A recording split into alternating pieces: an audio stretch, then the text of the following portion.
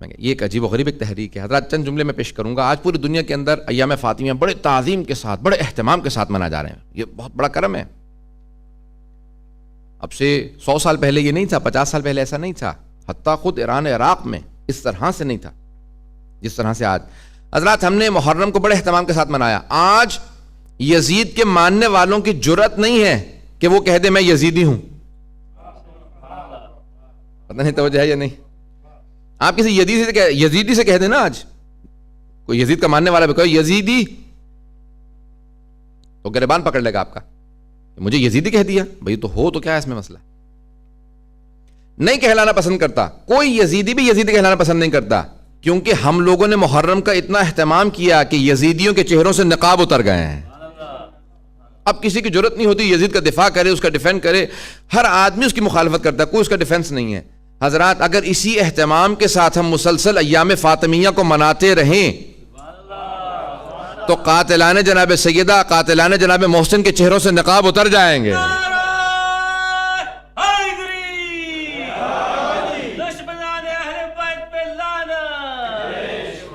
غور فرمایا لوگوں نے. حضرات یہ مسلسل اسی طرح سے اہتمام سے، حضرات ایک بہت بڑے ہمارے عالم، بہت بڑے مرجع تھے، ان سے کہا کہ کیا بات ہے، یہ آپ لوگ اتنا محرم کیوں اہتمام کرتے ہیں، اتنا محرم مناتے ہیں؟ 1 2 دن 10 دن عشرہ ہو گیا، پھر پورا مہینہ محرم سفر کب تک ختم ہوگا؟ یہ 2 مہینے آپ لوگ محرم کرتے رہتے ہیں، کیوں اتنا زیادہ آپ اہتمام کرتے ہیں محرم کا؟ انہوں نے کہا ہم محرم کو زیادہ اس لیے مناتے ہیں تاکہ تم غدیر کی طرح کہیں محرم بھلا نہ دو. ہم نے غدیر کو 10 15 دن 20 دن نہیں منایا، تم نے بھلا دیا.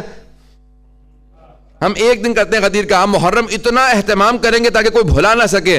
حضرات ایام فاطمیہ کو آج جو اہتمام کیا جا رہا ہے، کتنے ایسے افراد میں جانتا ہوں جو صرف ایام فاطمیہ کی وجہ سے شیعہ ہوئے ہیں. ایک مجلس ہو رہی تھی سندھ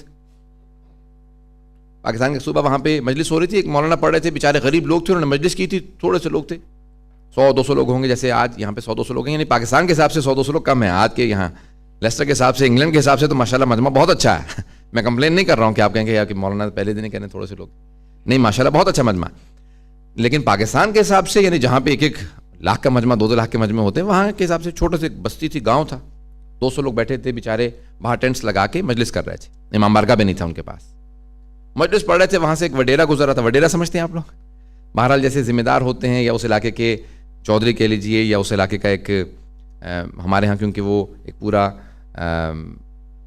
علاقوں کے اندر ہوتے ہیں افراد جن کی زمینیں زیادہ ہوتی ہیں، پیسے والے ہوتے ہیں، تو ان لوگوں کو وڈیرا کہا جاتا ہے. ان کی زمینیں بہت زیادہ ہوتی ہیں، پیسہ زیادہ ہوتا ہے، ان کا انفلوئنس بھی زیادہ ہوتا ہے. وہ گزر رہا تھا، اس نے کہا یہ کیا ہو رہا ہے یہاں پہ، کون مر گیا؟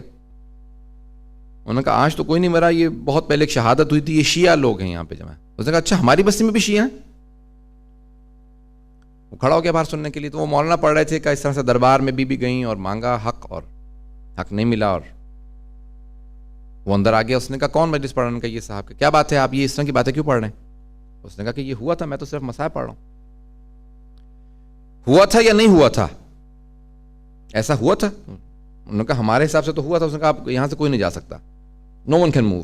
اس نے اپنے گارڈز کھڑے کر دیے، وہ گیا سوال کرنے کے لیے اپنے عالم دین سے. کہا یہ شیعہ لوگ جمع یہ کہہ رہے ہیں کہ اس طرح سے کچھ ہوا، کوئی رسول خدا کی بیٹی حق مانگنے گئی ہیں اور ان کو حق نہیں دیا. انہوں نے کہا دیکھیں شیعوں کی باتوں کو مت آئیں، اور یہ لوگ اس طرح کی باتیں کرتے ہیں. انہوں نے کہا نہیں مجھے بتائیں ایسا ہوا یا نہیں ہوا. کہیں گے دیکھیں آج 1400 سال بعد، 14 سینچریز کے بعد، اس زمانے کے حالات کو اینالائز کرنا بڑا مشکل ہے، اس کو چھوڑ دیں آپ. انہوں نے کہا یہ میرے پہ چھوڑیں، آپ مجھے صرف یہ بتائیں ایسا ہوا یا نہیں ہوا. دیکھیں اس زمانے کی تاریخ کی باتوں کو مت دہرائیں، اس کی باتیں مت کریں، آپ کی ڈسہارٹ ہو جائیں گے، آپ یہ چھوڑ دیں. آپ انہوں نے کہا یہ بات سب مجھ پہ چھوڑ دیں، میں ڈسہارٹ ہوں گا یا نہیں ہوں گا، مجھے بس اتنا بتا دیں کہ آیا فاطمہ الزہرا رسول خدا کی بیٹی کہیں دربار میں گئی ہیں، حق مانگا یا نہیں مانگا؟ انہوں نے کہا حق مانگا تو تھا،